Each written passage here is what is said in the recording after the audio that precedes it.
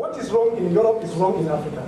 What is wrong in Africa is wrong in America. I totally disagree with the belief that we are somehow, our culture promotes something.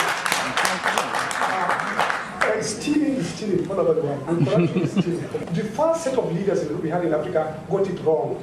The challenge is for us to also come up with new set of leaders that will reverse those bad things that happened. Leadership that will drive change. Leadership that will bring hope. Leadership that will bring law, promote justice, peace, and somehow bring people together to address their own problems. Even if you have institutions, if you have bad leaders, as we have seen in Zimbabwe, where institutions were working, structures were working, but a bad leader come and reverse it. Of course, culture matters. And in the culture that I'm familiar with, for example, the moral code of the pre-colonial Ashanti society, it was a violation of that moral code for the leader, the chief, to appropriate for himself the resources that belong to the Commonwealth, right? And 3 Ashanti kings were removed from office for violating that moral code. So I'm not particularly sure that anti-corruption laws have some origin in the colonial enterprise, right? I mean, I can't see that as one of those things that is a colonial legacy. I think this culture issue is important because sometimes, poor people, for example, generally, have very, for example, poor eating habits, right? And when I go to the south, which is where my wife is from, and sometimes she prepares, or the family prepares some meal, and I say, well, this food. Say, well, this is our culture. I said, well, not necessarily, right? This food has origins on the slave plantation.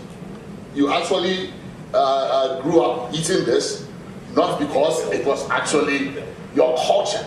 It arises out of a certain economic situation. It was poverty that drove you to it, or it was fed you, actually. Over time, you got used to it as a matter of habit, but it is not culture, right? So I think that a lot of, when you see poverty causes you to submit to all kinds of, legal, social, all kinds of regimes that are not necessarily should not be confused with what is culture. Nuhu is making an extraordinary point that those who have tried to fight corruption in Africa, first of all, they have been isolated by the system, chased away, they have left their families.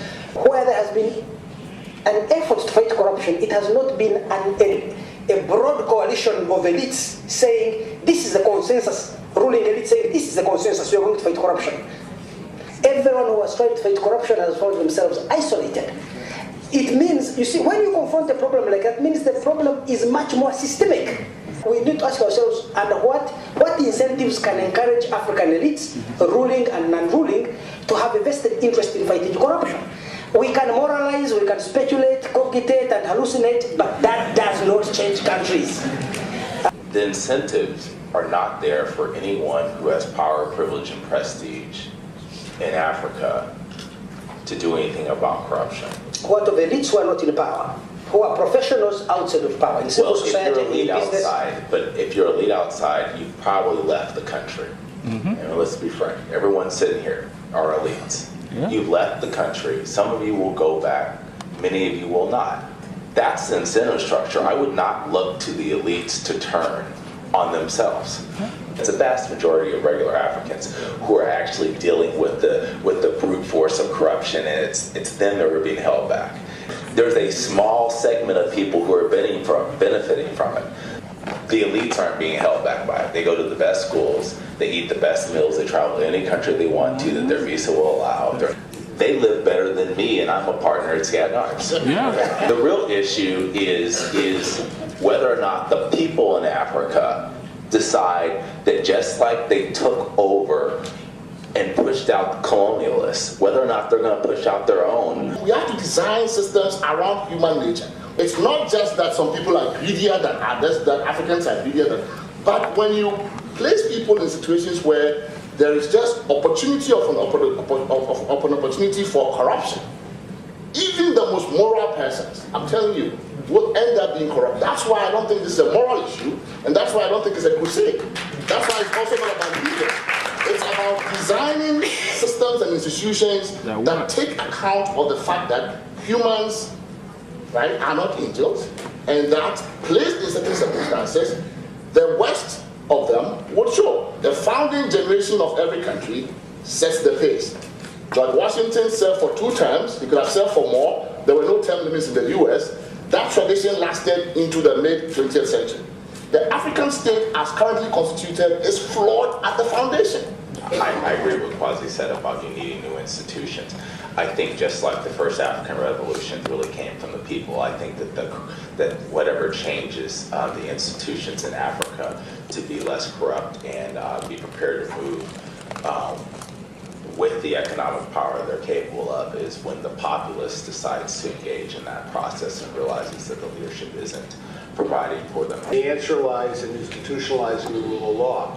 And so if I had my druthers, I would bring thousands and thousands and thousands of Africans to Columbia Law School for 3 years and send them back home, not let them stay one day after graduation, and to become evangelists for the rule of law in their respective countries. In the case of Africa, I think leadership matters so much. It's the most important thing. We need leaders who will build these structures and institutions.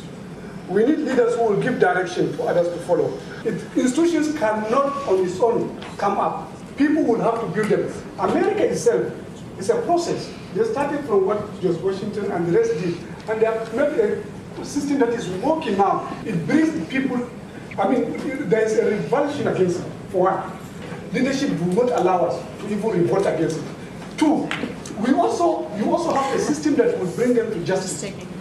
It's not possible for an American president to go into the US Treasury and say, transfer this so much money into my private account. Go to Africa and see what is happening. The problem about Africa is different. And I think that this generation, these young people who are coming up, those people who are fairly educated, who knows what is good and what is bad, who knows what is right, are those who will go in and, like what Roger said, the solution is law and order, rule of law through democracy. We just have to do it. I was waiting for someone to tell me that these are the circumstances that could create pressure or enlightenment among elites or create incentives for elites to fight corruption. I am being told that we need to hope and wait and possibly pray for Africa to get good leaders. So if you're Christians or Muslims, please pray to Jesus Christ, pray to Allah, so that Africa gets good leaders who can fight corruption. Thank you very much. I hereby declare this discussion ended.